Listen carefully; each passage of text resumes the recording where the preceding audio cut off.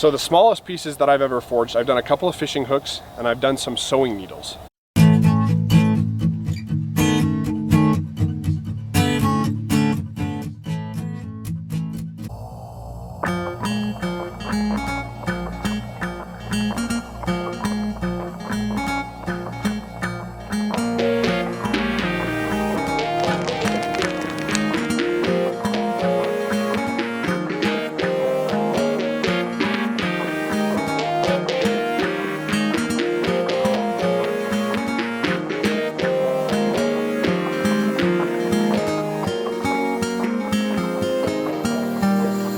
The images that we have of Viking blacksmiths, most of them are sitting down and working on a forge and an anvil that are on the ground. Interesting. So the standing and smithing is something that they would probably be mostly unfamiliar with. And you still see smiths in Africa do the same thing. They'll sit or squat or have a stool and have their forge right in the ground, a pit forge. Fire at this point is burned down quite considerably.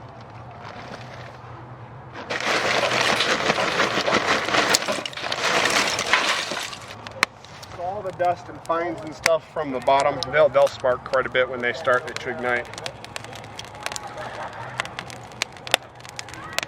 So we will have some smoke here until we get enough going to burn all those volatiles that are left.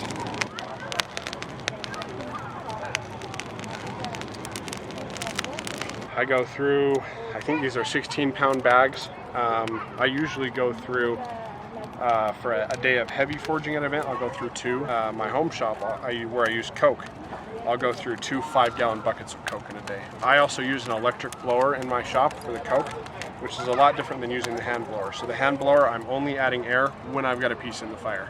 With an electric blower, it's just running all the time. And part of that is because I'm using coke pure enough that it won't burn by itself. It has to have oxygen in the fire. You better watch out for those sparks. I just got one in my eye. Still sparking just a little bit from that additional Yeah, and powder. it's because it was the bottom of the bag, and so it's all the fines and all the dust, and so as soon as any of that, you can see even when I'm not doing any air, all of that is going to spark because it's just little fine pieces.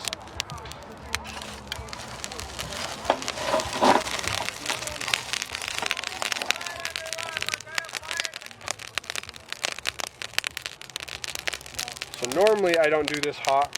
Normally I use a drill press rather than a punch anytime I can. There are still some things that you've got to punch, but in this case I haven't got a drill press, so we're gonna go ahead and punch it.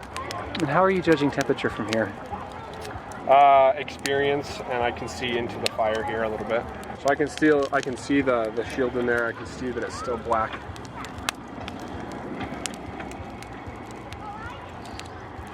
And then these colors right here that we're getting, these blues, these are temper colors. These Yeah, so oxidation. if this was a metal that could harden, then you could say they're temper colors, but they are colors that run at a much lower temperature than a red heat. We're starting to get this gray up here. That's probably close to about 700 or 800. Wow. Down to, you start having colors appear at about 250. So metallurgy is kind of fascinating in that way. You know, blacksmiths have been doing this for more than 2,000 years, and for, you know, most of that time, a blacksmith knows what to do to make something work. You know, you have to harden a knife, you know, you have to temper it. But it's only in the last 100 years, or in some cases, you know, the last decade, that we know why it does those things. It's interesting that the practical knowledge precedes the theoretical, not the other way around. Which, I mean, modernly, I think we expect it to go the other way. You understand the theory and then you learn the practice, but that hasn't been the way it's gone. Yeah, you know, it's interesting. I had a guy who's a professional metallurgist come into my shop a couple weeks ago, and you know, heat treating is what he does for work. He, you know, works with companies on how to heat treat their things to spec and everything. He's like, oh, this is how it happens, you know, because it's all on paper. It's all numbers and on paper for him. But it was really interesting to have him come in and be able to have a discussion with him about it, you know, while it's happening. I know a couple of blacksmiths, not personally, but I know of them, who are, you know, very good professional metallurgists who then went from that training to being a professional blacksmith. Okay, so they did go theoretical first and then practical. My heat treatment is not very specific. You know, I get it to kind of the temperature range that I can judge from just a coke fire, and then I quench it in oil that I don't have a thermometer in, but I've kind of heated it up to about 120 degrees, and then you know, I temper it, but I just use a toaster oven, so it's, you know, it's pretty close. But some of these guys with more extensive tooling and training, you know, they'll get it to the precise degree for every single step of the way. Well, my stuff is still usable, but the heat treat when you have that specific is that much nicer. Interesting. So they're optimized, but this is functional. Yeah, yeah, absolutely.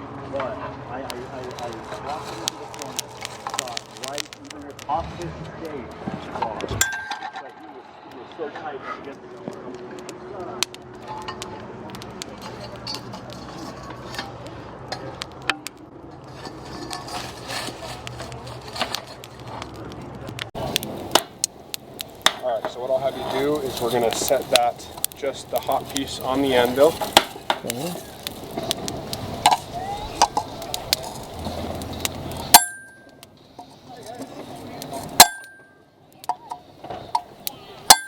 All right, and I'll have you set it over the hole there.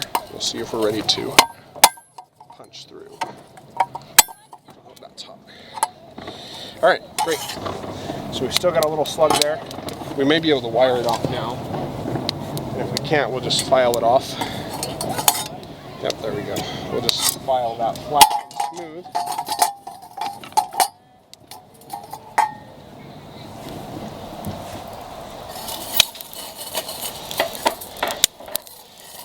It's actually not necessarily faster to drill holes than to punch them. If you practice at it, which I don't as much as I should, you can make a hole every bit as clean and quick and functional with a punch as you can with a drill. Wow. When you're making something like a pair of tongs, if you drill that hole out for that rivet, you've lost that material. Where if you punch it out, you start with a small punch and you just drift that hole out to the size you need. You haven't weakened the piece of metal by removing any of the metal. You just expanded it. So again, we're going to start on the anvil, and I'll hit it 2 or 3 times, and then we'll move it over the pritchel.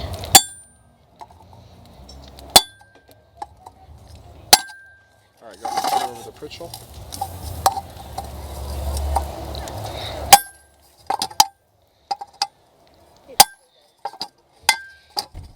All right, go ahead and flip it over.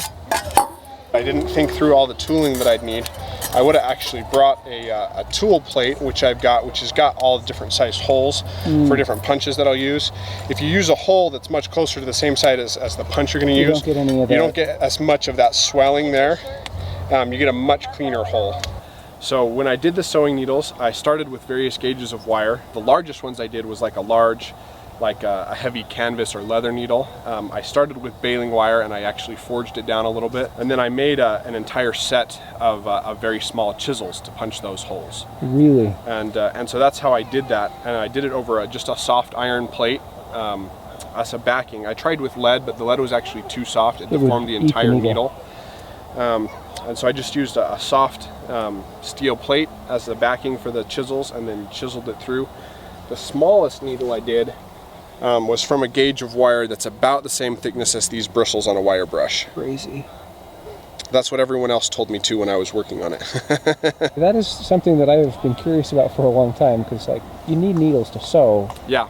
Unless you're using an awl. Needles were also commonly made from bone. In the 1800s, they were made, you know, the punching and stuff was all done on a machine. Most of the handwork was actually grinding them. And so you'd have these guys who'd lay across a bench and they'd have a giant grindstone. Most of them died like in their late 20s, early 30s because of silicosis in their lungs because of the way they were grinding. They'd sit there and they'd just grind 15 or 20 at a time and just 10, 12 hours a day, that's all they did. I am so grateful not to work in beginning of the Industrial Revolution factory. Absolutely. Terrible conditions. I'm adding that one to the project list. I need to make a needle.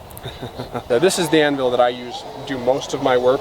As far as history goes, this pattern is not exceptionally old. If I remember right, this particular style is only 200 or 250 years old. You may be able to find examples older than that, but it only became really popular about that time. This is a London pattern anvil. It's a London pattern anvil. And you said this is an original Peter Wright. It is, yeah. That's crazy cool. So it's somewhere between almost 120 and almost 130. Somewhere in that 10-year Older than me. Yep. Yet again, huge thanks to Aaron from Ragnar Forge for help with this video. Yeah, my pleasure. Thanks very much. If you guys want to look at some more of what I do, I've got a website. It's ragnarforge.com. I'm on Facebook and Instagram and YouTube as Ragnar Forge as well. Links in the description below.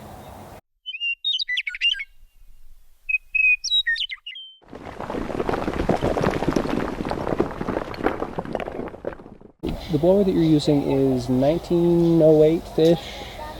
So that's at least the patent date. No way, I guessed it? Let me see. Patent date is 1902. Okay. And then it's got another one, but I can't make it out.